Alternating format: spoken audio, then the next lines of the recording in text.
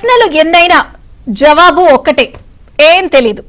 ప్రభుత్వ అధికారిని మాత్రమే. ఇది సిట్ అధికారులకు రజత్ భార్గవ్ ఇచ్చిన జవాబు. అంతా జగన్ టీం నిర్ణయాలు తీసుకుంది. తనకేమీ తెలియదు అన్న రజత్ భార్గవ్ శుక్రవారం విచారణలో అసలేం చెప్పారు?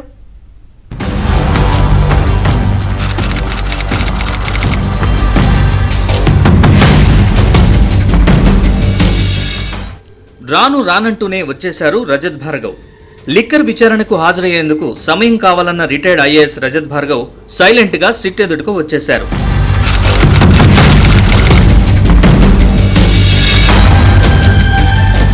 జగన్ హయాంలో జరిగిన లిక్కర్ పాలసీలో పాత్రపై సిట్ అధికారులు పలు ప్రశ్నలు సంధించారు.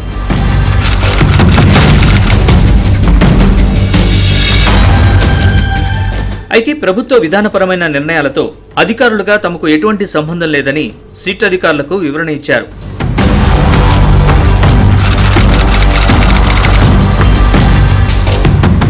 రెవెన్యూ ప్రిన్సిపల్ సెక్రటరీగా ఉన్నప్పుడు వాణిజ్య పన్నులు, రిజిస్ట్రేషన్లు, స్టాంపులు, మైనింగ్ వంటి శాఖల్ని పర్యవేక్షించకుండా ఒక్క మద్యం వ్యవహారంలోనే తరచూ ఎందుకు జోక్యం చేసుకున్నారని భార్గవ్ను సిట్ అధికారులు ప్రశ్నించారు.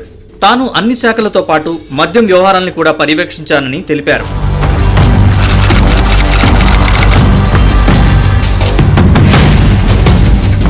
తెలిసిన అవుట్సోర్సింగ్ ఉద్యోగిని ఏపీ బెవరేజెస్ కార్పొరేషన్లో నియమించి ప్రతిరోజు డిస్టిలర్లకు ఇచ్చిన ఆర్డర్ల వివరాలను సాయంత్రానికి ఎందుకు తెప్పించుకోవాల్సి వచ్చిందని రజత్ భార్గవ్ను సిట్ ప్రశ్నించింది. అధికారిగా మీకు అవసరం లేదు కదా అని అధికారులు ప్రశ్నించారు. ఇందుకు రజత్ భార్గవ్ జవాబు దాటవేశారు.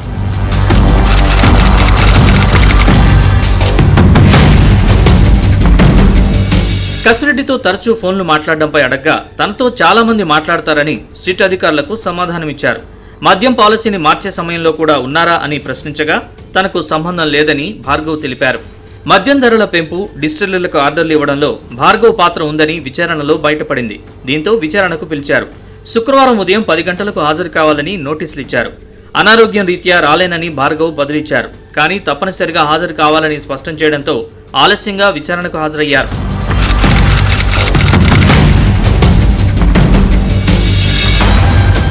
పూర్తిస్థాయి సమాచారాన్ని రాబట్టేందుకు సిట్ ప్రయత్నించినా రజత్ భార్గవ్ పూర్తి స్థాయిలో సహకరించలేదని సిట్ అధికారులు అంటున్నారు.